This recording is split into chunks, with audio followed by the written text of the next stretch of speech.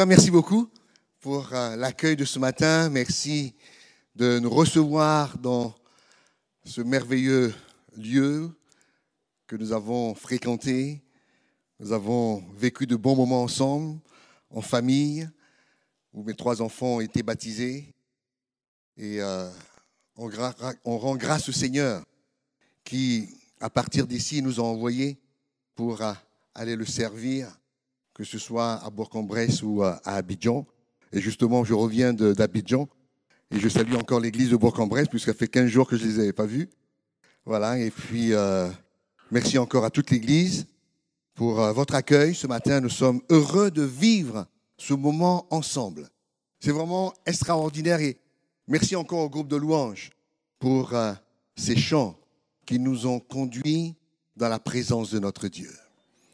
Ce merveilleux chant qui dit « Ô Jésus, que ton nom est si merveilleux, que ton nom est si glorieux. » Et ce nom de Jésus, Jésus qui est au milieu de nous, est celui qui ce matin veut te guérir. Il est celui qui veut toucher ton cœur ce matin.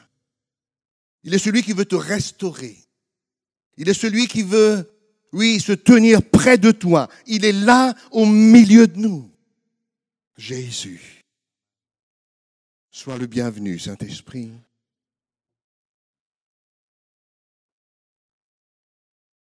Ce matin, mon texte se retrouve dans Romains chapitre 12. Romains chapitre 12, le verset 1 jusqu'au verset 2. C'est quand même un plaisir de revoir de nombreux visages que je connais et puis d'autres que nous découvrons. L'Église grandit, l'Église change, des gens vont, des gens viennent. En tout cas, nous sommes heureux d'être ensemble. Il dit, si vous l'avez trouvé, Romains chapitre 12, « Je vous exhorte donc, frères, par les compassions de Dieu, à offrir vos corps comme un sacrifice vivant, saint, agréable à Dieu, ce qui sera de votre part un culte raisonnable. Ne vous conformez pas au siècle présent, mais soyez transformés par le renouvellement de l'intelligence, afin que vous discerniez quelle est la volonté de Dieu, ce qui est bon, agréable et parfait. Amen. » C'est un livre extraordinaire, la lettre de Paul aux Romains. Et nous savons que le principal texte ou le principal point qui résume le mieux ce chapitre, ou cette lettre, c'est dans le chapitre 1, le chapitre 1. Nous allons le lire ensemble, le chapitre 1, je vous permettez, qui dit, chapitre 1, verset 16. Il dit, « Car je n'ai point honte de l'évangile, c'est une puissance de Dieu pour le salut de quiconque croit, du juif premièrement, puis du grec, parce que en lui est révélée la justice de Dieu par la foi, pour la foi, selon qu'il est écrit, le juste vivra par la foi. » C'est le point central, je dirais, de cette lettre. Mais l'Épître aux Romains est bâti sur 2 tableaux. Le premier tableau, c'est du chapitre 1 au chapitre 11, où l'apôtre Paul va décrire la condition de l'être humain, notre condition de pécheur, d'homme séparé de Dieu, et comment Jésus-Christ, venant en répondant à l'appel du Seigneur, de son Dieu, va venir en tant qu'homme pour libérer, pour nous délivrer, pour nous faire justice, faire que nous soyons des hommes et des femmes sauvés. Il va donner sa vie pour nous. Le premier tableau, c'est celui-là. Romains chapitre 11 dit que en Christ, nous sommes une nouvelle créature. Il dit, toutes choses concourent au bien de ceux qui aiment Dieu et de ceux qui sont appelés selon son dessein. Et cette partie-là décrit ce que Dieu a fait pour toi et pour moi. Le deuxième volet de ce tableau, c'est du chapitre 12, au chapitre 16, c'est quelle est ta réponse à cette miséricorde? Et le titre de mon message, c'est celui-là. Quelle est ma réponse à cette miséricorde? Quelle est notre réponse? Et nous voyons que l'apôtre Paul termine cette partie théologique où il nous exprime, où il parle à notre cœur, il parle à notre esprit. Il termine ce tableau-là avec ce qu'on appelle une doxologie, c'est-à-dire une déclaration, une proclamation de la gloire de Dieu. Il dit, ô profondeur de la richesse, de la sagesse et de la science de Dieu, que ses jugements sont insondables, que ses voies sont incompréhensibles. Car qui a connu la pensée du Seigneur? Ou qui a été son conseiller? Qui lui a donné le premier pour qu'il ait à recevoir en retour? C'est de lui, par lui et pour lui que sont toutes choses. À lui la gloire dans tous les siècles. Amen. C'est fort. Il termine cette partie où il montre ce que Christ a fait pour nous, comment Dieu nous a aimés, comment Dieu nous a cherchés et comment Dieu est venu jusqu'à nous pour nous changer, nous transformer en ce chant merveilleux. Alléluia. Oui, c'est un chant extraordinaire. Il dit que c'est de lui, que c'est par lui et que c'est pour lui. De lui, par lui et pour lui que sont toutes choses. Et ce matin, nous avons été heureux de célébrer notre Dieu et de lui donner toute la gloire. Je ne sais pas si vous avez réalisé, et ce matin en chantant, je réalisais que les paroles ou des chants qui ont été choisis étaient quelque part en harmonie et en accord avec ce que je vais vous présenter ce matin. Et l'apôtre Paul arrive ainsi au verset 12, au chapitre 12, où il dit, je vous exhorte, mes frères, par les compassions de Dieu, à offrir vos corps comme un sacrifice. Je dirais que la vraie théologie et la bonne théologie nous emmènent toujours à quelque chose de concret, à une action. L'appel de Paul à chacun d'entre nous ce matin se trouve à 3 niveaux. Il dit d'abord d'offrir notre corps au Seigneur. Premier niveau. Deuxième niveau, que nous soyons transformés par le renouvellement. Transformés. Et ensuite, de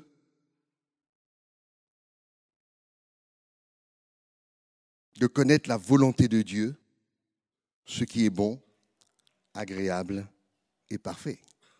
Ce matin, je pense que je vais voir le premier niveau.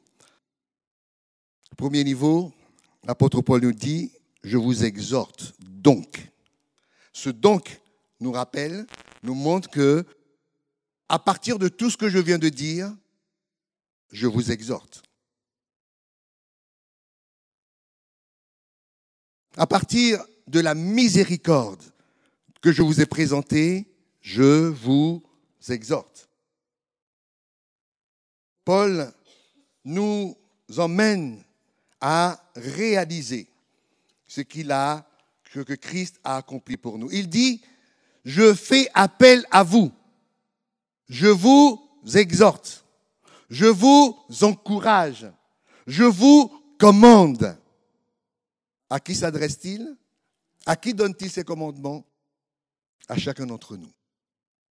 Il dit par la miséricorde. Il dit, je vous ai donc, frères, par les compassions de Dieu. Ici, il est parlé de miséricorde. Par tout ce que Christ a fait, à cause de tout ce que le Seigneur a fait, à cause de ce qu'il a manifesté pour nous.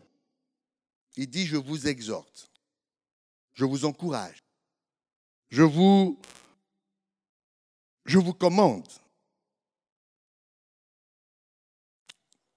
à offrir vos corps comme un sacrifice vivant, saint, agréable à Dieu, ce qui sera de votre part un culte raisonnable. Il nous parle de nous offrir. Offrir est un terme technique pour le sacrificateur. Offrir. Il dit, je vous demande de vous offrir. C'est-à-dire que nous nous présentons devant Dieu comme un sacrificateur et tu te vois, bon j'ai le micro, mais tu prends ton corps, tu prends ton être entier et tu le portes devant Dieu. Vous voyez? De nous prendre nous-mêmes et de nous porter, de nous présenter devant Dieu. Comme le sacrificateur le faisait à l'époque.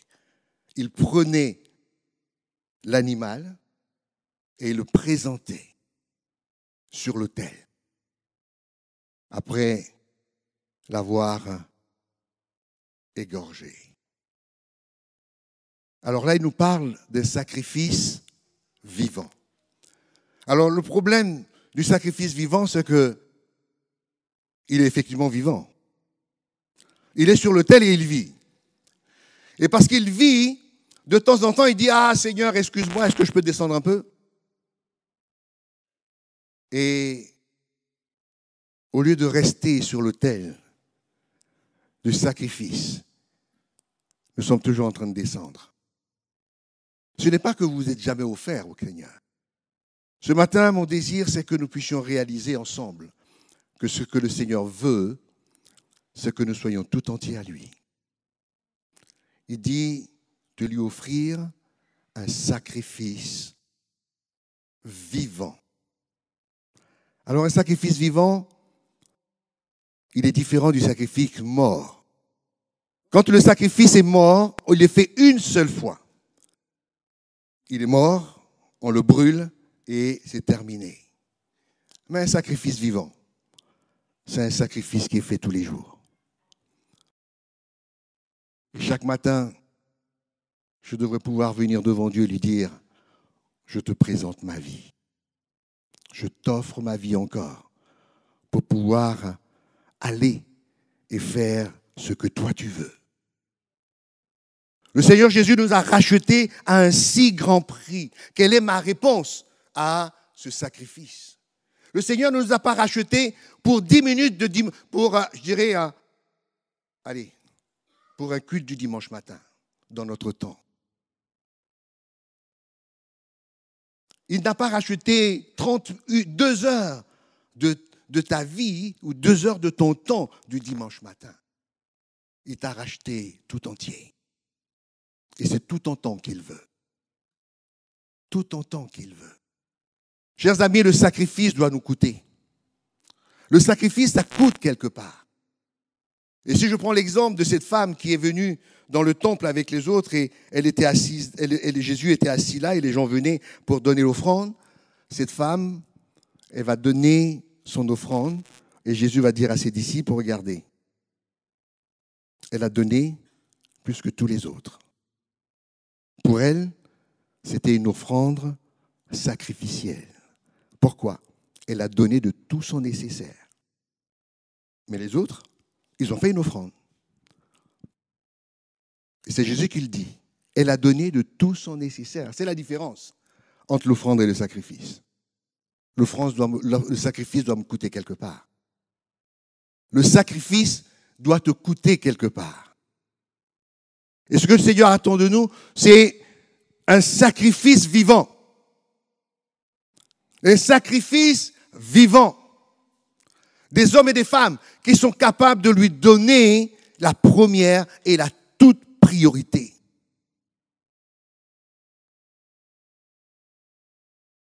Le monde a besoin de nous. L'Église a besoin de toi.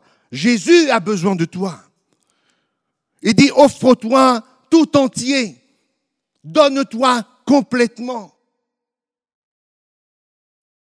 Quand nous faisons l'offrande, nous mettons dans la poche, la main dans la poche et nous donnons.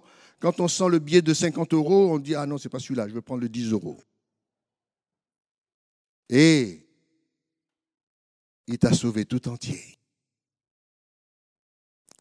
On parle de l'exemple de ce jeune homme qui, un jour, il était dans un culte, dans une réunion, vous la connaissez, et on faisait passer l'offrande, le panier, et tout le monde donnait. Et quand le panier est arrivé vers lui, ce jeune homme va dire déposer le panier, et il s'est mis lui-même dans le panier. Il dit, je m'offre moi-même, voilà mon offrande. Ce n'est pas un billet de 10 euros, ce n'est pas un billet de 50 euros, c'est toute ma personne que je mets dans le panier. Il s'est mis dans le panier. Qu'est-ce que nous sommes prêts à offrir à notre Dieu? Un culte de 2 heures du dimanche matin? Et après, tout le reste de notre temps, nous vivons comme nous voulons. Ce matin, le Seigneur dit, je veux plus de toi. Je veux plus de toi. Il dit un sacrifice vivant, pas un sacrifice mort, mais un sacrifice qui vit, un sacrifice qui se présente à lui continuellement. Un sacrifice qui se présente à lui continuellement. Dans la parole de Dieu, nous avons 2 sacrifices vivants. Le premier sacrifice vivant, c'est celui d'Isaac. La parole de Dieu dans Genèse chapitre 22, Dieu va appeler Abraham, et Abraham lui dit, me voici. Il dit, prends ton fils, ton unique, et tu vas aller sur la montagne que je te montrerai, et tu l'offriras en sacrifice. Oh, qui est ce Dieu? Abraham a pu se dire, mais attends, mais c'est le fils de la promesse. On a attendu tellement de temps. On a prié. On t'a demandé. Tu nous as fait la promesse. Et il est là, le fils. Et tu nous demandes de l'offrir. Tu nous demandes de te le donner. La Bible nous dit qu'Abraham n'a pas hésité. Ah, j'aime bien cette phrase, je la répète souvent à Bourg-en-Bresse. De bon matin. Abraham s'est levé, alléluia, de bon matin. Il s'est levé, il a préparé le bois, il a préparé le feu, et il a dit à son fils, mon fils, lève-toi, on a une adoration à faire, un sacrifice à faire. Ok, le petit s'est levé, et ils ont pris le chemin avec le serviteur. Et quand ils sont arrivés et qu'ils ont vu la montagne, Abraham dit à son serviteur, reste ici. Moi et l'enfant, nous allons adorer et nous reviendrons. Alléluia. Moi et l'enfant, nous allons adorer et nous reviendrons. Comment? On te dit d'aller sacrifier l'enfant. Normalement, il doit rester en haut. Mais la foi d'Abraham, il dit, je monterai et je redescendrai. Qu'est-ce que le Seigneur te demande de donner ce matin? Qu'est-ce qu'il te demande de lui donner dans ta vie et qui te coûte? Et tu es en train de discuter avec lui. Tu es en train de marchander avec lui. Abraham n'a pas marchandé. La Bible dit de bon matin. Ça veut dire qu'il y avait un empressement dans son cœur pour aller obéir au Seigneur. De bon matin. Est-ce que nous sommes prêts et prompts et rapides pour faire ce que le Seigneur nous demande? Je vous parle à moi, je vous parle à vous et je vous parle à moi également. Est-ce que nous sommes prêts? Qu'est-ce qu'il te demande? Vous savez, Dieu n'est le débiteur de personne.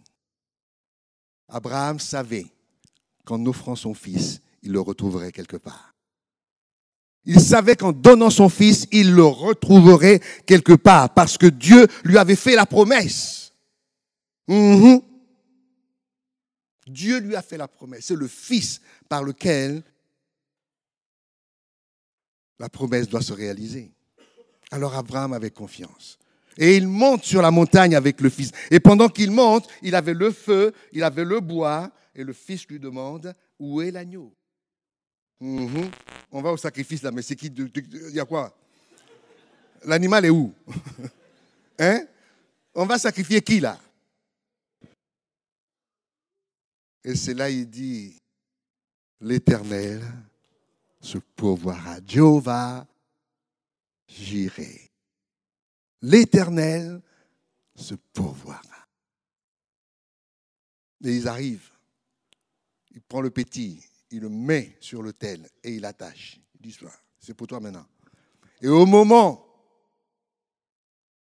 il lève la main. Dieu voit son cœur. Dieu voit son cœur. Il dit, ça suffit. Je sais que tu crois en moi. Je sais que tu me crains. Je sais que tu es capable d'aller jusqu'au bout. Regarde derrière. Alléluia. Regarde derrière. Il se retourne. Un bélier attaché. Dieu a pourvu. Alléluia.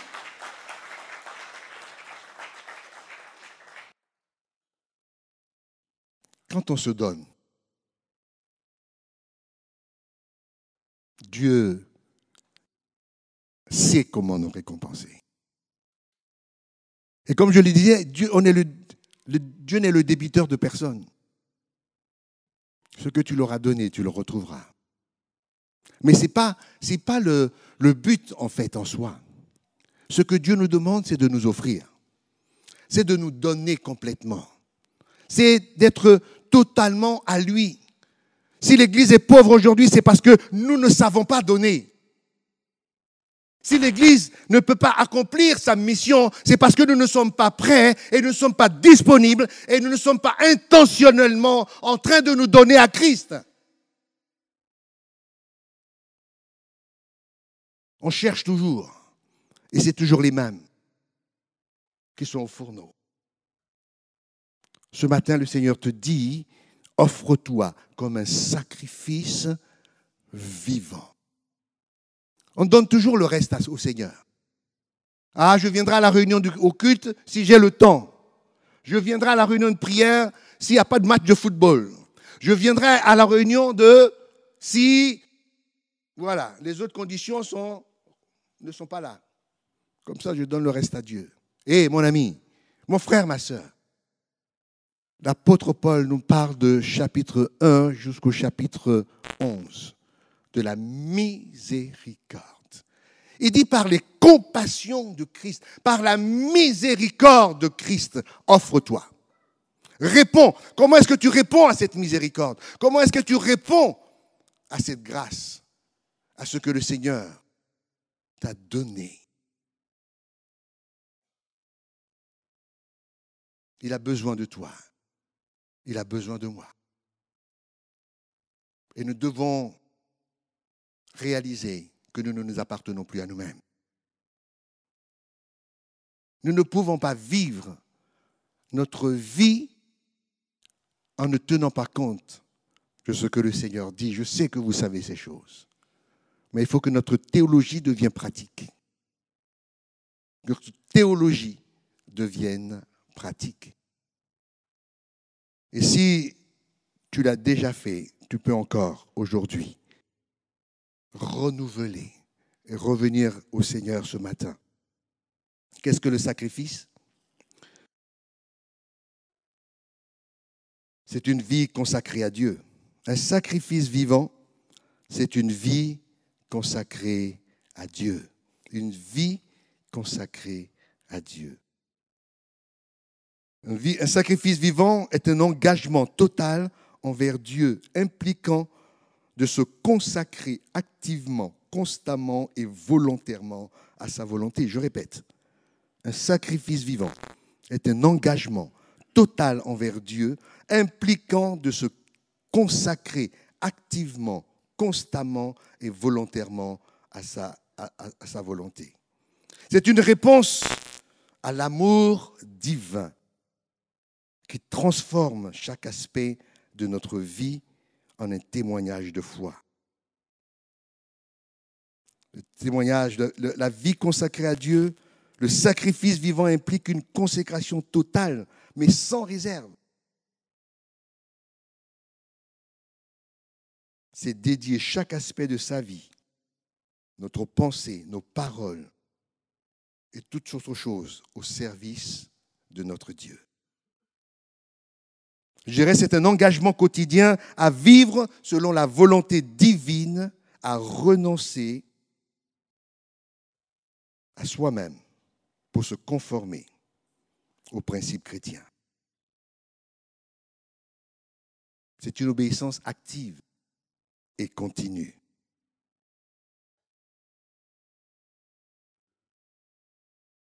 Le temps passe, mais remarquons ceci. Il dit, ne vous offrez vos corps comme un sacrifice vivant, saint, séparé, sanctifié, mis à part, mais aussi agréable. Parce qu'un sacrifice qui n'est pas agréable n'est pas accepté, est mis de côté. Et il faut que le sacrifice soit agréable à Dieu, ce qui sera de votre part un culte raisonnable. Il ne dit pas, je fais toutes ces choses-là pour obtenir la bénédiction. Mon frère et ma soeur, tu as déjà été béni. Je ne fais pas toutes ces choses-là pour obtenir plus de bénédiction. Nous avons toute bénédiction en lui. Je ne m'offre pas comme un sacrifice vivant pour que le Seigneur puisse me voir et me dire, ah, qu'est-ce qu'il est merveilleux, pour obtenir toutes sortes de grâces supplémentaires. Non. C'est la conséquence de tout cela. Et il dit, c'est un culte raisonnable. C'est un culte, quelqu'un dirait un culte spirituel dans d'autres traductions. Mais en fait, c'est quoi? C'est un culte logique. Logique. C'est ce que le Seigneur attend de nous. Que nous puissions lui être totalement à lui.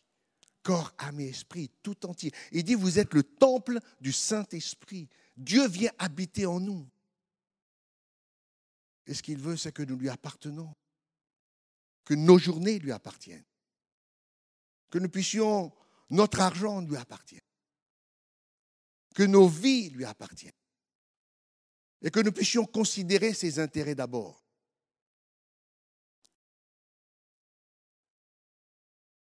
Puisque s'il nous laisse encore ici, c'est pour le servir.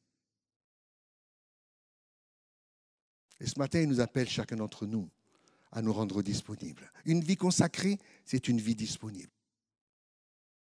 Une vie consacrée, c'est un cœur qui est tout entier au Seigneur.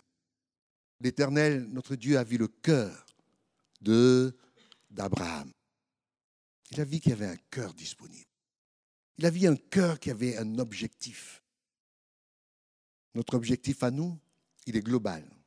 D'aller et d'annoncer la parole de Dieu, l'évangile, de proclamer son évangile. C'est notre but.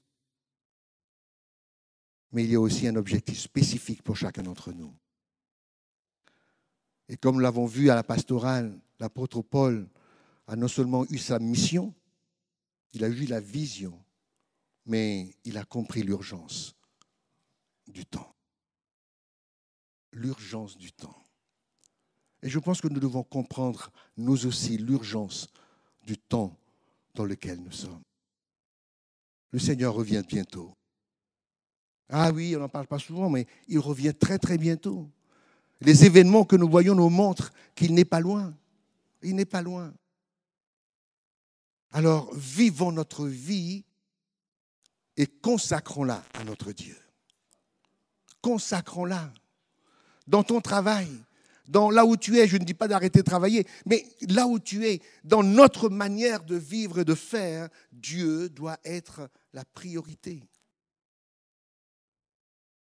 On perd trop de temps avec des futilités. Excusez-moi. On perd trop de temps avec des choses qui ont très peu d'importance.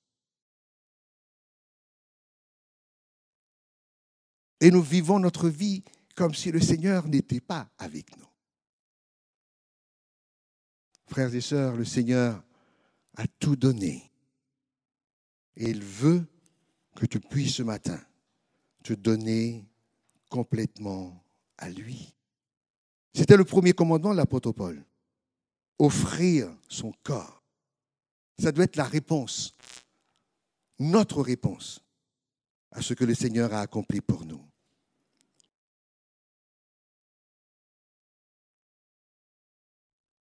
Le sacrifice n'est pas abandonner les choses dont on n'a plus besoin, mais se venir soi-même et se présenter devant lui. Et ce matin, j'aimerais que nous puissions, là où nous sommes à notre place,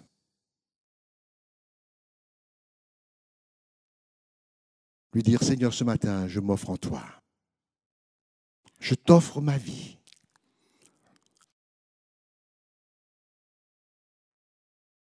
Je t'offre mon être entier. Je veux être ce sacrifice vivant pour toi ce matin. Ce sacrifice vivant qui reste sur l'autel et qui te permet de manifester ta gloire au travers de ma vie. Le Seigneur n'est pas là pour nous condamner. Mais ce que l'apôtre Paul dit ici est clair.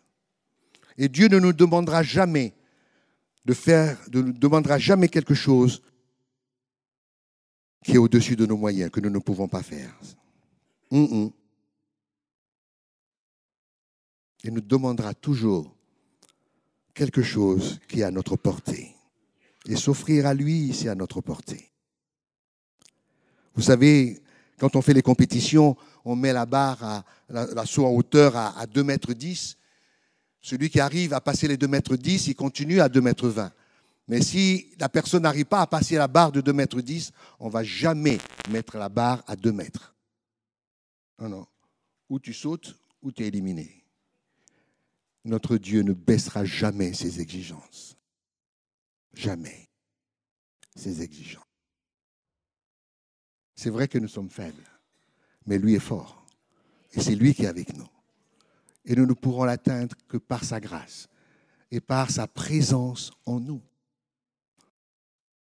Voilà pourquoi il dit que nous devons être renouvelés. Le deuxième niveau, c'est d'être renouvelés, de ne pas nous conformer au présent siècle, mais d'être transformés. Ne nous laissons pas embarquer par le courant.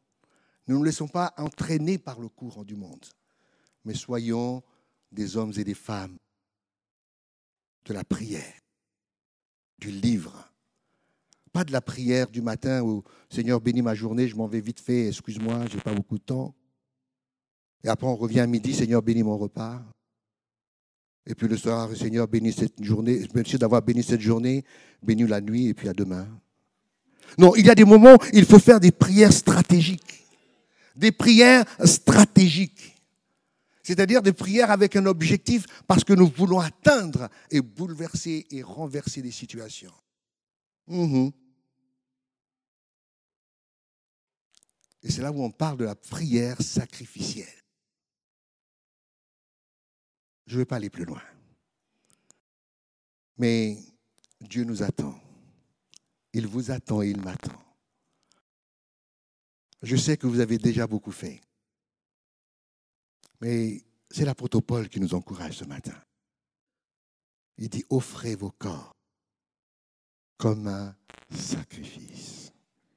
Je ne sais pas où tu en es. Où tu en es avec ton sacrifice. Mais peut-être que quelqu'un en a besoin ce matin. De dire, Seigneur, je viens devant toi et je veux te présenter ma vie, ce que je suis, avec tout ce que j'ai. Parce que je veux t'obéir. Je veux marcher avec toi. Je veux te servir de tout mon cœur. Je veux me laisser toucher par toi. Je veux me laisser transformer par toi. Je veux vivre par toi et pour toi. Au nom de Jésus. Amen.